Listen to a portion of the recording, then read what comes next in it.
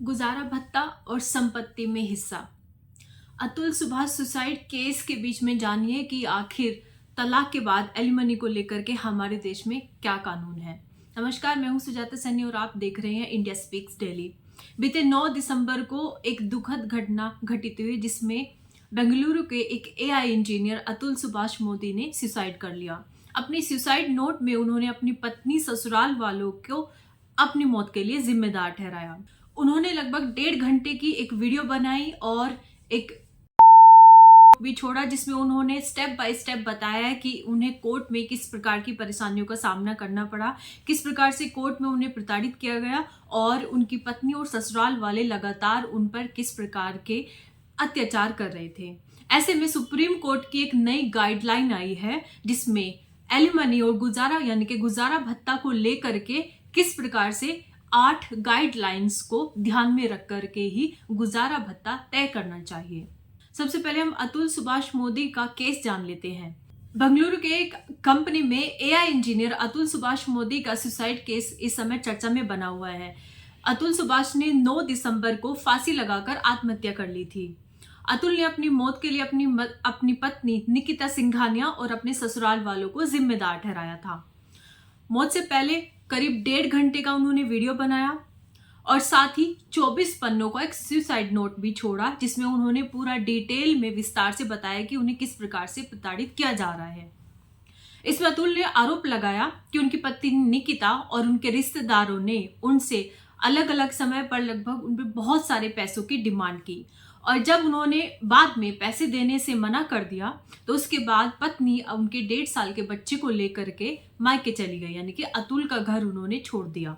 अतुल ने यह भी बताया कि उनकी पत्नी और उनके रिश्तेदारों ने उन पर झूठे मुकदमे लाद दिए। इतना ही नहीं, अतुल ने जौनपुर की फैमिली कोर्ट की जज रीता कौशिक पर भी आरोप लगाया कि उन्होंने 5 लाख रुपए रिश्वत लेकर इस केस को सेटलमेंट करने की बात कही। अतुल और निकिता की शादी 2019 में हुई थी। शादी के लगभग 1 साल बाद ही दोनों एक दूसरे से अलग हो गए थे। अतुल ने आरोप लगाया कि उनकी पत्नी ने पहले सेटलमेंट के लिए 1 करोड़ रुपए की रकम मांगी थी, बाद में उन्होंने इसे बढ़ा करके 3 करोड़ रुपए कर दिया। अतुल ने अपनी सुसाइड नोट में जुडिशियल सिस्टम पर भी सवाल खड़े किए हैं, लेकिन इसके बीच पत्नी को दिए जाने वाले गुजारे भत्ते को लेकर के सुप्रीम कोर्ट का एक अहम फैसला आया है। जस्टिस विक्रमनाथ और जस्टिस प्रसन्ना बी वरसाले की बेंच ने ऐसे 8 फैक्टर्स बताए हैं जिनको ध्यान में रखना जरूरी है जिस समय गुजारा भत्ता तय किया जाता है। यानी कि ये जो गाइडलाइंस हैं, जो 8 गाइडलाइंस जिनके बारे में हम आगे बात करेंगे, उनको जज को यानी कि कोर्ट को ध्यान में रखना चाहिए जब भी वो गुजारा भत्ता किसी का तय करते हैं। नंबर 1, सामाजिक और आर्थिक स्थिति। सुप्रीम कोर्ट ने कहा है कि जब भी गुजारा भत्ता तय किया जाता है तो ऐसी सिचुएशन में पति और पत्नी दोनों की सामाजिक और आर्थिक स्थिति का आंकलन करना बेहद जरूरी है। अक्सर होता यह है कि किन परिस्थितियों में किसी केस में पति की आर्थिक स्थिति अच्छी होती है और जबकि दूसरे केस में पत्नी की आर्थिक स्थिति पति से ज्यादा अच्छी होती है।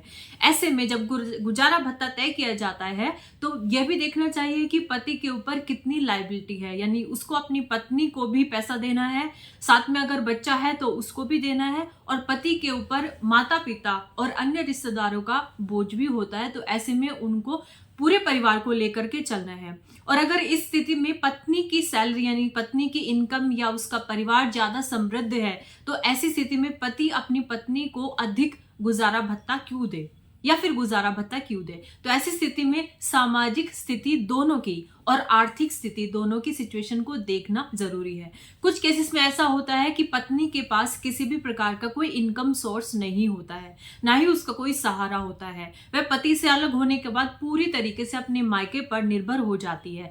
ऐसी स्थिति में पत्नी को गुजारा भत्ता मिलना चाहिए। गुजारा भत्ते के लिए जो और नियम और शर्तें हैं यदि वो लागू होती हैं तो।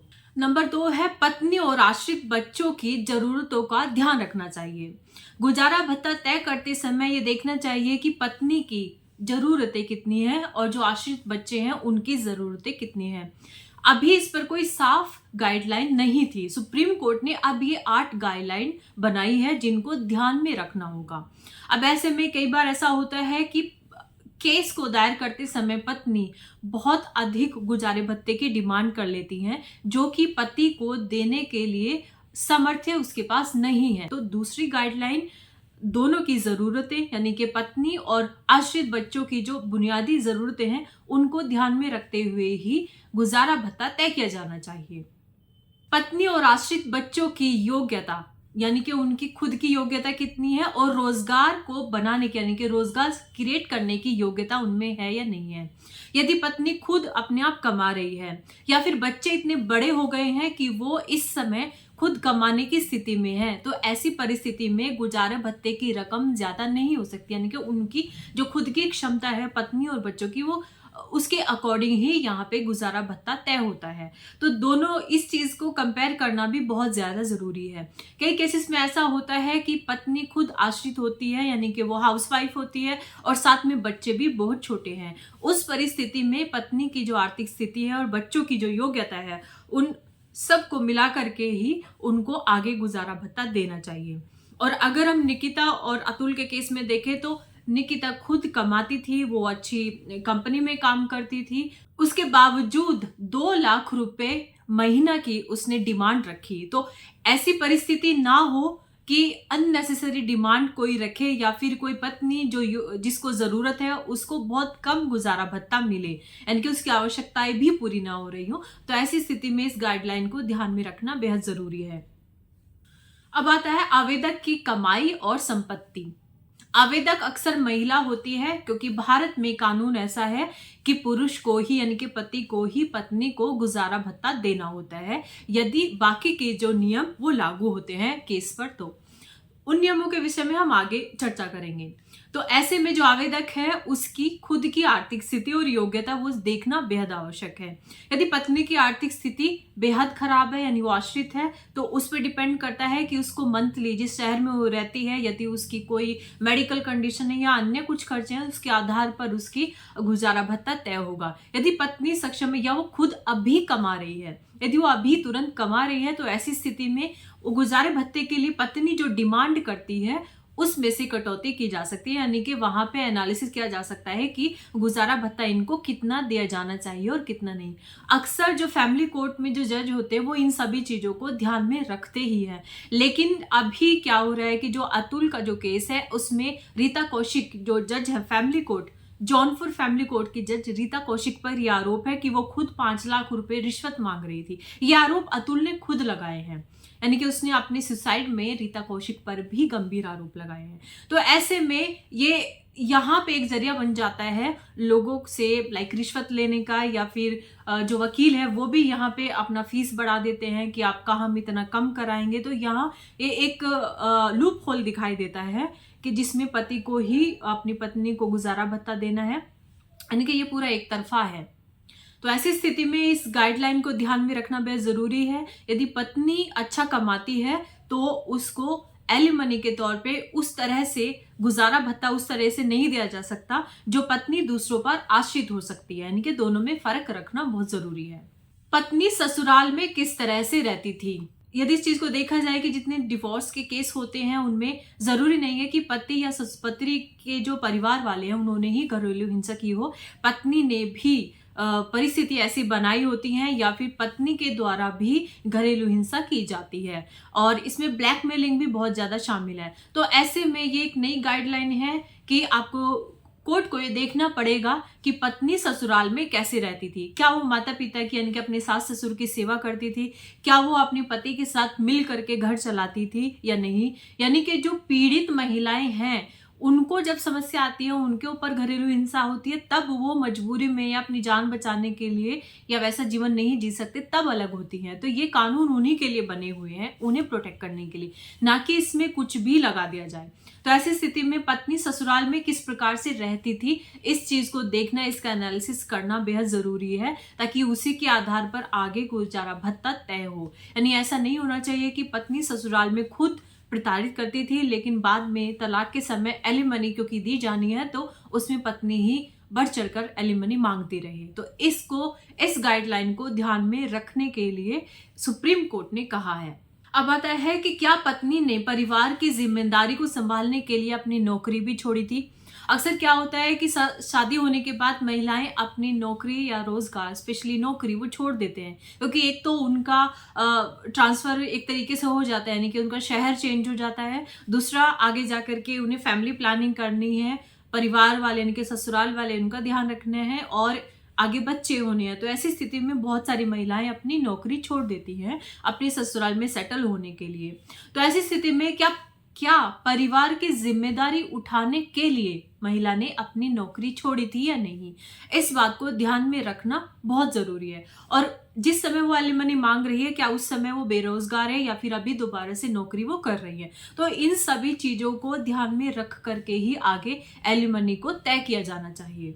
अब इसमें एक और गाइडलाइन जो सुप्रीम कोर्ट ने अभी दी है, वो है कि किसी भी प्रकार का रोजगार नहीं करने वाली महिलाएं, यानी कि जो महिला ससुराल में प्रताड़ना झेल रही है और उसका कोई अपना रोजगार नहीं है और फिर वो केस फाइल करती है, तो ऐसी स्थिति में उसका कोर्ट में यानी कि वकील को फीस वगैरह देने में उनमें भी खर्च होगा। तो इस चीज को ध्यान में रखते हुए भी उनकी एलिमनी तय होनी चाहिए, ताकि वो अपना जिन महिलाओं को, जो पीड़ित महिलाएं हैं, उनको सही रकम मिल सके। अब इसमें आखिरी जो गाइडलाइन आती है वो पति से रिलेटेड है। पति की आर्थिक स्थिति, पति की सामाजिक स्थिति और कितना गुजारा भत्ता देने के लिए उसके पास फंड है, यानी कि पॉसिबली वो कितना गुजारा भत्ता दे सकता है मैक्सिमम, इसको ध्यान में रखते हुए ही एलिमनी को तय करना चाहिए। जैसे कि अक्सर सभी परिवारों में होता है कि जो यंग लड़के हैं, जो शादीशुदा हैं, उनके ऊपर सिर्फ पत्नी या अपने बच्चों की जिम्मेदारी नहीं होती है, बल्कि माता पिता की भी जिम्मेदारी होती है। कई बार बहुत से लोन्स होते हैं, वो चल रहे होते हैं, फैमिली की और चीजें चल रही होती हैं, तो उन सब की जिम्मेदारी उनके ऊपर होती है। तो ऐसे में उनकी जो सामाजिक स्थिति है उसको ध्यान में रखना, और वो कितना कमा रहे हैं, इन सब को देखते हुए कि वो अपने माता पिता की देखभाल में कितना खर्च वो लगाता है, अदर जो एक्सपेंसेस है उसमें कितना उसका खर्च जाता है, घर चलाने में कितना जाता है, उसका अपना लोन्स या कुछ भी है तो उसमें कितना जाता है, और उसके बाद जो बचता है उसके आधार पर ही पत्नी को एलिमनी दी जानी चाहिए। सुप्रीम कोर्ट ने अपने फैसले में साफ कहा है कि ये जो 8 फैक्टर्स हमने सुझाए हैं, ये कोई 8 फैक्टर्स नहीं है, ये कंप्लीट गाइडलाइंस हैं। यानी इनको हर हाल में, कोई भी गुजारा भत्ता को सुनते समय या केस की सुनवाई के दौरान इनको ध्यान में रखा जाना बेहद जरूरी है। ऐसे में अतुल सुभाष का जो केस है, उसके बाद जो एक केओस पैदा हो गया है पुरुष वर्ग में कि ऐसे तो किसी के साथ कुछ भी कहा जा सकता है या कुछ भी एलिमनी मांगी जा सकती है, जिससे व्यक्ति जो दे ही ना पाए, ताकि उसको पूरा प्रताड़ित किया जा सके। तो उन समस्याओं को, सब इसी चीजों को ध्यान में रखते हुए सुप्रीम कोर्ट ने ये गाइडलाइंस का निर्माण किया और अभी इन गाइडलाइंस को लागू किया गया है। कोर्ट ने अपने किरण ज्योति बनाम अनीश प्रमोद पटेल मामले का हवाला देते हुए कहा कि फैसले में अदालत ने कहा है कि ये ध्यान में रखना जरूरी है कि गुजारा भत्ता की रकम इतनी ना हो कि वो पति को एक सजा लगे, यानी कि इतनी गुजारा भत्ता की रकम इतना मत कर दीजिए कि पति के लिए वो एक तरीके से सजा बन जाए और ऐसी स्थिति में फिर पति को आत्महत्या जैसा कदम उठाना पड़े। तो एलिमनी एक जिम्मेदारी है, ना कि एक सजा है, तो इसको सजा की तरह प्रयोग नहीं करना चाहिए। अब जान लेते हैं कि भारत में तलाक को लेकर के और एलिमनी को लेकर के क्या नियम है। तलाक के बाद जो एलिमनी तय होती है उसको लेकर के भारत में क्या नियम है। महिलाओं और बच्चों और माता पिता को मिलने वाले गुजारा भत्ता का प्रावधान कानून में है। सीआरपीसी की धारा 125 में इसका प्रावधान किया गया था। नए कानून भारतीय नागरिक सुरक्षा संहिता की धारा 144 में इसका प्रावधान है। यह धारा कहती है कि कोई भी पुरुष अलग होने की स्थिति में अपनी पत्नी, बच्चे और माता पिता को गुजारा भत्ता देने से इनकार नहीं कर सकता। इसमें नाजायज लेकिन वैध बच्चों को भी शामिल किया गया है। धारा साफ कहती है कि पत्नी, बच्चे और माता पिता अलग अपना खर्चा नहीं उठा सकते, तो ऐसी स्थिति में पुरुष को उन्हें हर महीने गुजारा भत्ता देना होगा। यानी कि जो गुजारा भत्ता का जो कानून है वो केवल पत्नी या उसके बच्चों के लिए ही नहीं है। जो बुजुर्ग माता पिता है, अपना गुजारा नहीं कर सकते, तो उनको भी मतलब उनके लिए भी इसी तरीके का कानून है, यानी कि वो भी इसी कानून के अंदर उनको गुजारा भत्ता पुरुष से मिलना चाहिए। तो ये एक कानून है। अब सवाल आता है कि पत्नी को किन हालातों में अपने पति से गुजारा भत्ता मिलना चाहिए।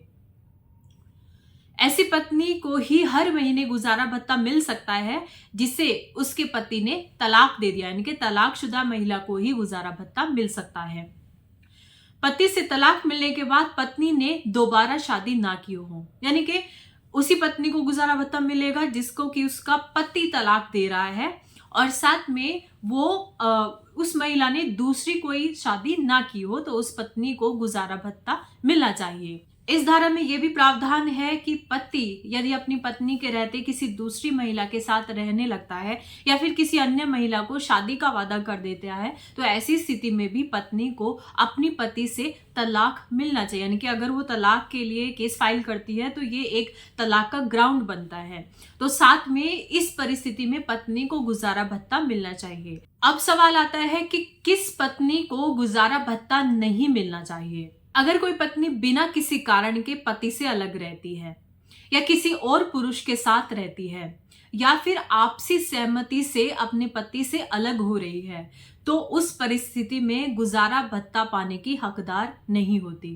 तो इसमें अगर कोई पत्नी बिना किसी कारण के अपने पति से अलग हो रही है तो इसमें होता क्या है कि जब भी केस फाइल किए जाते हैं तो महिलाओं को उनके जो वकील है वो सजेस्ट करते हैं कि वो अपने पति पर केस फाइल करे कि घरेलू हिंसा और दहेज का केस फाइल करे, क्योंकि अगर ये चीज हो जाती है कि बिना कारण के पत्नी अलग रह रही है पति से तो फिर ऐसी परिस्थिति में गुजारा भत्ता नहीं मिलेगा। तो यहाँ पे एडवोकेट पत्नियों को सजेस्ट करते हैं और यहीं पर ऐसे ऐसे आरोप लगा दिए जाते हैं जिनका कोई मतलब भी नहीं बनता है, यानी पति पत्नी के बीच में आपसी जो उनके इंटिमेसी है या उनके जो संबंध है उनको भी उनके विषय में भी तरह तरह की बातें या तरह तरह के आरोप लगाए जाते हैं, जो अतुल के केस में भी था कि उस पर तरह तरह के अजीब आरोप और बेबुनियाद आरोप उसकी पत्नी ने लगाए थे। तो ये सब ऐसे इस वजह से होता है। कई बार क्या होता है कि दोनों पक्ष आपस में सेटलमेंट करके ये उनके परिवार वाले इंटरफेयर करते हैं तो उनको आपस में आपसी सहमति से तलाक ले लेते हैं। तो ऐसी परिस्थिति में तलाक हो जाता है लेकिन गुजारा भत्ता महिला को नहीं मिलता है। तो इसीलिए ज्यादातर हमें फॉल्स केस देखने को मिलते हैं जिनमें कि एडवोकेट अपनी क्लाइंट को, जो लेडी है यानी कि जिसको तलाक चाहिए, उसको बहुत सारी ऐसी चीजें सजेस्ट करते हैं और ग्राउंड बना करके कि आपको यही आरोप अपने पति पर लगाने हैं, तभी ये साबित होगा कि आप एक पीड़ित महिला है और क्योंकि आपको प्रताड़ित किया जा रहा है इसलिए आप इस शादी में रहने की स्थिति में नहीं है।